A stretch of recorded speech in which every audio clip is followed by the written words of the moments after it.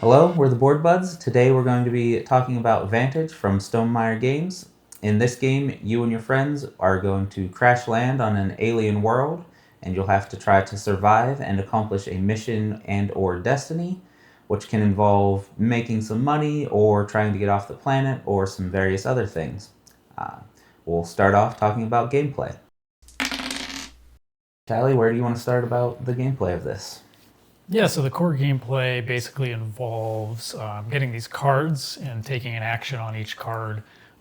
Each card is a location and usually has 6 different things that you can do, although you can only pick one to do on any given card. And usually it'll correspond to the various traits that your characters will have, whether it be like,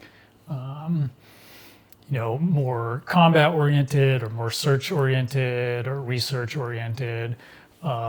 So throughout the game, you're going to be getting these cards, performing actions and uncovering kind of mysteries and basically kind of going with the flow. So it's very interesting in that regard that like you don't really know 100% what you're going to find, but you kind of just see what happens and let that kind of lead you towards doing your mission.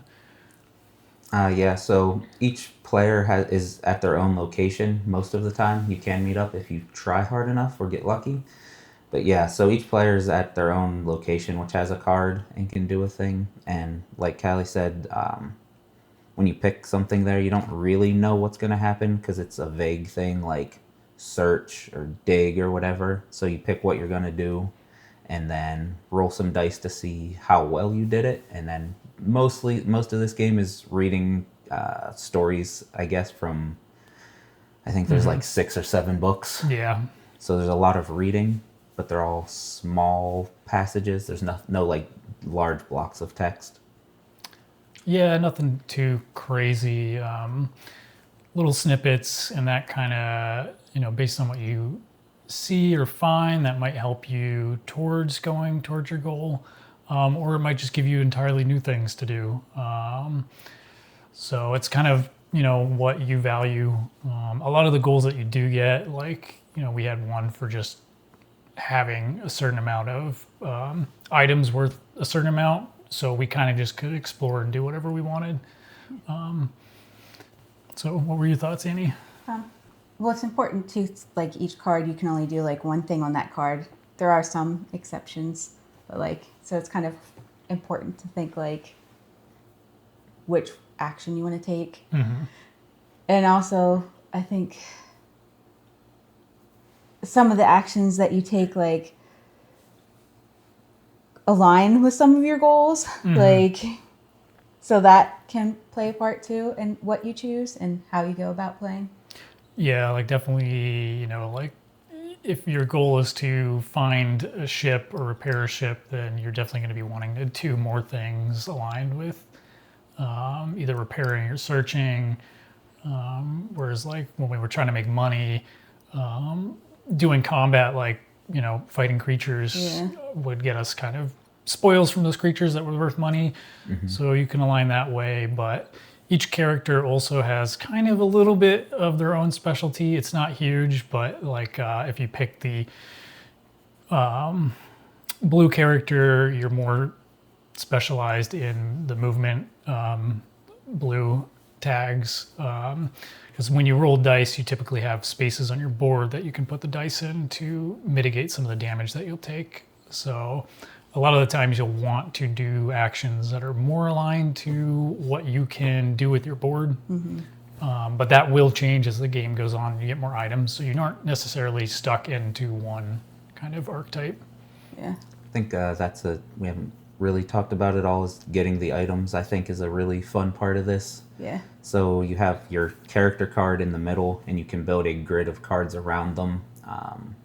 So 8 cards, 3 at the top, 3 at the bottom, and then 1 to each mm-hmm. side. And each of those cards are various things. They can be like weapons, they can be animal companions that you've encountered and tamed, they can be other alien beings that you can get. And some of those cards also have interactions you can have, like all the sentient aliens that you interact or come across, you can like flirt with and such. Mm-hmm. So there's a lot of different things that can happen, and the cards, like Brian said, let you mitigate some of the damage in the dice checks. So they're pretty cool, and it's fun to try to find different things and see what kind of combinations of stuff you can get. Like you can get vehicles and stuff to ride around with. There's really a large variety of things to encounter. I like getting the animals, making them my friends. I think at one point someone built a barn and set for the animals and started basically a farm sort of thing. Yeah. I don't know that actually went anywhere, but it's a thing we started to do. Yeah, so you can definitely kind of do whatever you really want. And I feel like usually it'll kind of end up getting towards a goal somehow. Maybe not as quick as you would have been, but there's definitely a lot of freedom to kind of do what you want. I think when we were looking for a spaceship, we just kind of like went around and did whatever we wanted to do, and then eventually somebody had found one. Although it is important to note that like on your actual mission cards that you get at the beginning, they have actions on them that anybody can take that help point you in the right direction a little bit. Usually they'll give you some kind of additional goal that you can do a couple times. So you might be doing stuff on the planet to build up your ability to then do the mission in the middle and accomplish it, because it might be quite hard. It might require a lot of dice rolls, which is essentially, dice rolls are essentially you taking damage unless you can mitigate them. So that there is kind of a easy way out where if you want to just do the thing in the middle, they give you an option if you can't seem to do it by just exploring. I feel like we tend to forget that that's there until like we've been playing a while and go, oh, maybe we should actually try to do this. It's very easy to just kind of find something cool and go off and do that rather than actually focus on the mission and then realize, oh, we should probably actually do the mission. Because you can actually get like mini quests throughout the game. Like I think we found somebody and he wanted us to find his lost pet and told us to go in a direction. So we'd go that direction and then get distracted by something else. So yeah, and one time we found a sentient tree that was like halfway to being able to walk around and stuff, but it got stuck and someone had to try to find a druid or something to give him full sentience, but they tried to do that and just never got there. What do you guys think about the dice system and taking damage, and I guess how that plays into the difficulty, and like, is it a good driver of suspense and such, I guess?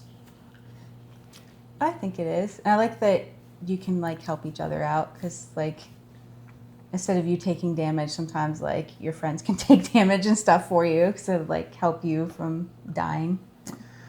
Some of the item cards you get have special slots that will let you take dice from other people's rolls.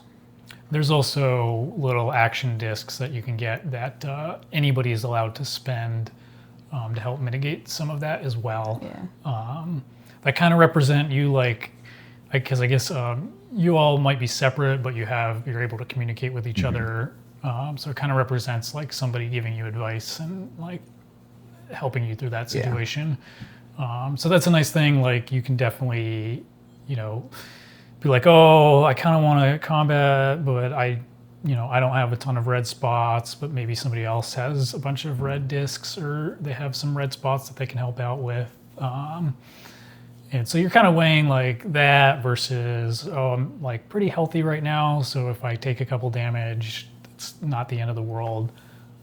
Whereas if you get closer to dying, which we didn't really talk about, but if somebody loses, there's 3 different health tracks, and if somebody gets down to 0 on one of their health tracks, you then go to a end game story thing. We never have done it, so I can't really say what happens, but that does kind of go into your game over state, is where if somebody loses one of their tracks. So you're kind of mitigating that, especially if you get low down. You might be like, hey, maybe don't do this if we can't, for sure cover these dice. There's definitely been times where you want to do something, but it seems too risky. Yeah. I like that how the dice reset off of the cards, because they clog up slots on all your cards until the whole dice pool resets. I like that sometimes it's about ready to reset, so you can more openly risk a big thing that you think is going to take a lot of dice to force that reset. I think that's a nice little element in there. Yep. And there's also a secondary resource of cubes that can go onto some of your cards, which allow you to also do some actions that might affect those dice rolls or might affect some other things. And putting dice onto cards and taking them off can also gain you or lose you cubes. So you also are kind of managing that where, I think like one of our animals we had, it was like, oh, when you put a dice on this, you get a cube, and once you get enough cubes, you can upgrade the animal. So it very much was like, oh, I want to do things that, if my animal takes yellow cubes, I want to be taking yellow dice. I want to be taking yellow actions to put that dice onto that animal so I can upgrade them. Do you guys want to talk about how you feel about the stories and actions and stuff that happens in general? I can start with that. I think it's a lot of very silly, whimsical stuff for the most part. Some of it's kind of a little dark and serious, but not not overly. And to me at least, it always felt more lighthearted than serious and grim. But there's a lot of enjoyable things to try to do, and like very easy to get sidetracked with stuff. And I really enjoyed pretty much all the things that happened as far as story, plot, options go. Yeah. What do you think? And I like sometimes like the outcome is unexpected and like the opposite of what you think it would be, and that kind of amuses me. Yeah, depending on the player, I can see that going either way. Where you might think you're getting one thing or the other, but I think generally, I mostly kind of had a good idea of what would be mostly the outcome. Yeah, you usually can tell, but every once in a yeah. while it does like a little bit of a funny outcome. There was one where she was trying to help an alien that seemed in distress, and she did something that she thought was helping, and it just upset it. And Yes, it was angry at me. And it cursed her, so she had a curse card for a while after that. Yeah, and I don't want to spoil too much, but some of those stories did involve unlocking like whole different like mini games that took place that I was actually kind of surprised that they went that far with. When like a lot of the game you're just kind of reading the story and rolling the dice, but then we unlocked this whole huge separate side thing that was happening, and I was like, oh, I did not expect this to happen. That was definitely a surprise. I did not expect that to exist in this game. But I think, overall, most of the stories were pretty fun.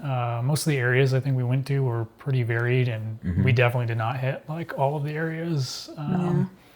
It feels like every time that we've played, we've had different things happening. So there's not a whole lot of overlap that I remember. I've definitely like wound up at the same start card before, I think, but then I just did a different thing from there and got in a totally new path. One thing about that story stuff is I think the endings tend to be a little anticlimactic for the most part. Yeah, I could see that. It's not a huge deal, but kind of you have a mission, you start with a mission, which is random, and you can get various destinies that you complete, and if you complete the mission and the destiny, that's a epic victory or ultimate victory or something, but you can choose to just complete one or the other and then stop. But there's not really like much of a finale feel to any of that stuff. It more just felt like, oh, we've finally like run out of health and resource, so let's just end the game now. Yeah. You get a little story snippet, but it's not a ton. So it is kind of more about what you're doing during the game rather than really getting some kind of crazy ending. One of them did give us a few options of things to do when it happened, and I thought that one was interesting and could kind of led to other things depending on what you picked. But of the ones we've seen, I think only one has had any real options as far as what to do.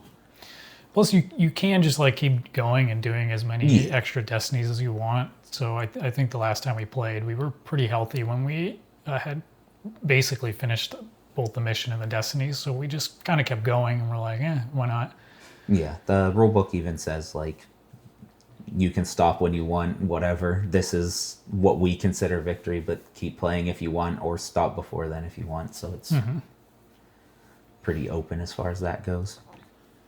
Any other gameplay things? Yeah, I would just say like kind of the one thing is the more you play, you can glean a bit more about the map and like generally where things are. I know at one point I actually did see a map of the world from finding some treasure map. So you can kind of metagame in that regard of like across plays, you know more about the world, which I think does help if you want to like meet up with other players. You can start to kind of understand like, oh, here's maybe where the ocean is, here's where, you know, this volcano is. So that kind of helps. Depending on how you feel about that, there can be a little bit of metagaming there. But I don't think we've ever actually been to the point where we've known what a particular action would do because we've already been there. Yeah, I don't think so. But yeah, this isn't a campaign game or a legacy game or anything. So really, all you're getting between plays is the knowledge of where things are or whatever's happened to you before. Yeah. There's no like ongoing stuff or anything. Anything else you want to say? All right. Now we'll get into the art and bits and such. Annie, what did you think of art and such? I like the art. It's pretty. It's interesting because I like that the aliens don't look like people because I think a lot of Sci-fi? yes makes the aliens look like people and these don't, and I appreciated that. Some of them are vaguely People-ish, humanoid. but they're not. Yeah. Yeah, They're not what I would describe as like humanoid. humanoid like Yes. a lot of what you'd get in kind of video games and movies. There are spiders and things that are sentient in this. And I enjoyed that. And the worlds themselves are kind of pretty. The Like Vantages. And that's nice. And the bits are kind of cool. They're nice, like little hefty wood bits that The skill things that are you move on the board. nice wood discs for the most part. Yeah. The money we have the upgrade pack for this, which gives you dual layer player boards for your grid of cards and metal coins and maybe some other stuff. I'm not sure exactly what was in the upgrade pack and what wasn't. I know the dual layer boards and the metal money are. The metal money's super cool. It's a bunch of different shapes. You kind of often don't even get money in a game though, but if you do, the money's super cool.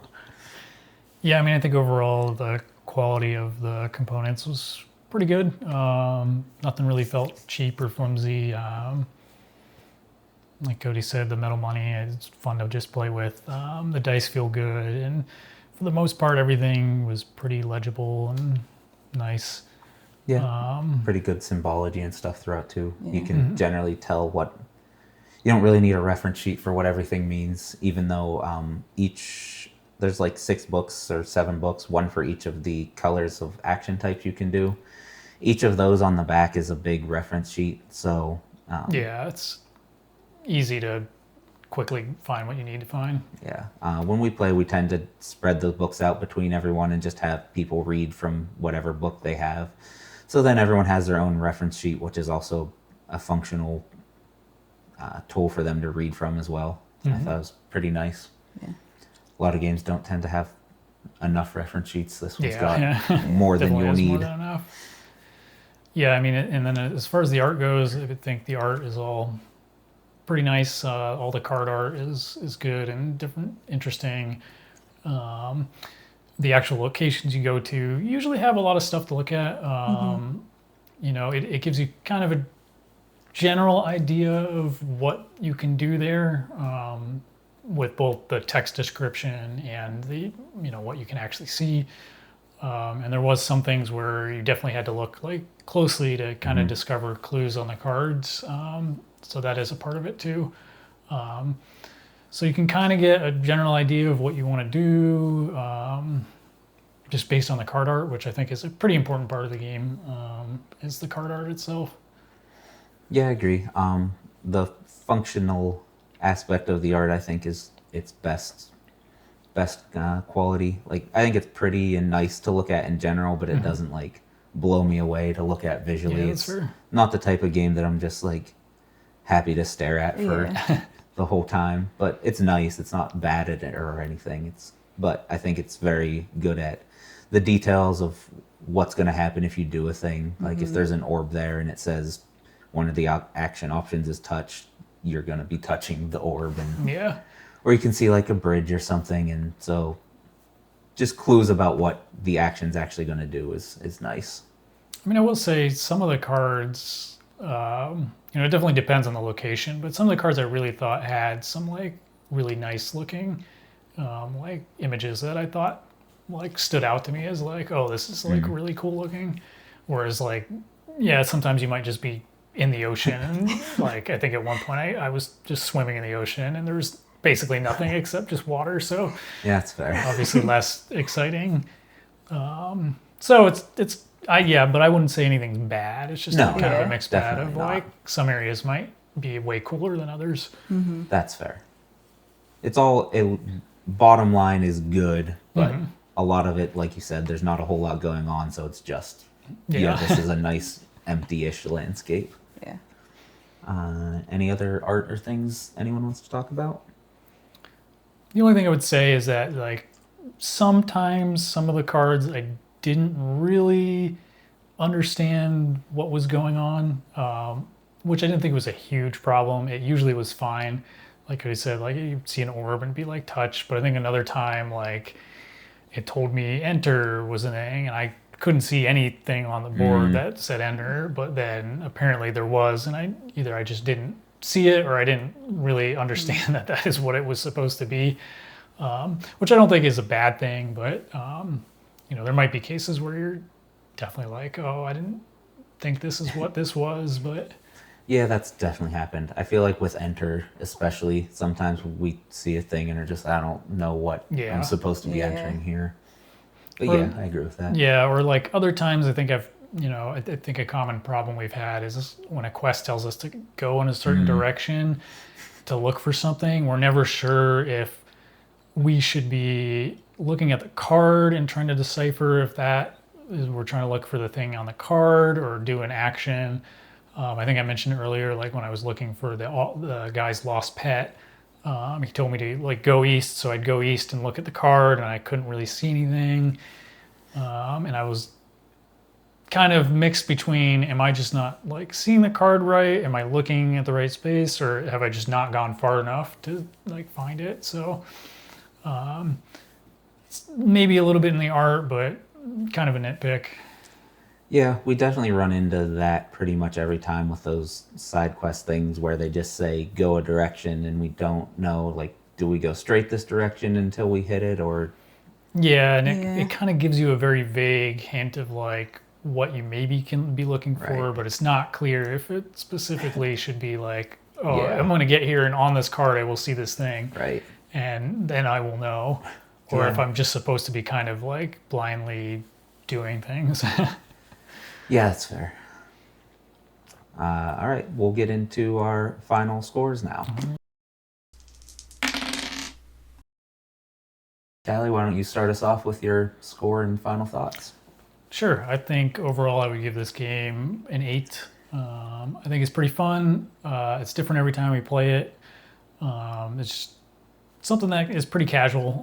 It definitely is not, super thinky and heavy. So it's a nice thing to just kind of like do and see what happens.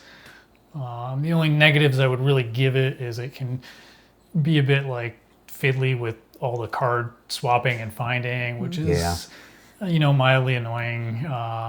As well as the more people that you play with, like this supports up to 6, it definitely slows down what you can do in between turns. We've played up to 5, Yeah. so Which is I don't want to give it too much of a negative because at least like as other people are doing things, it's usually pretty interesting to listen to what other people are doing. So I think overall, as like kind of a casual, just fun story game, I like it a lot. I just think if you're going in expecting like a strategy game, it's not necessarily that. All right, I'm gonna come in at 8.5. I think I like it a little bit more than you, I guess. Mostly agree with everything you said. There's no thinking really, no strategy. It's kind of just do stuff, see what happens, hope for the best. Even though you don't really even have to hope for the best because bad stuff happening is pretty fun. One time I just kept digging a hole and fell into the underworld basically, and was stuck in some tunnels for a while, and that was a good time. Um, I do agree that it can slow down with more people. It's not a super big deal, but sometimes if all you're doing is like a move action and move to another card, and there's no rolling dice or anything, and nothing happens, and then everyone else at the table does something cool, that can kind of feel bad, but it's not a huge deal because hopefully you can enjoy their stuff. And like I said earlier, the end is a little anticlimactic, or I'd probably be a little higher. But yeah, really enjoy it. Look forward to playing it more and seeing some more stuff that happens in it. 8.5. Annie? Probably 9 out of 10. A little bit more than you. I just really like you said, the kind of just doing stuff and following the story, and it's just kind of fun. I don't know. All right. Well, anybody Nothing have else? anything else? All right. That was Vantage. Seems like we all liked it at least quite a bit. Bye. See ya.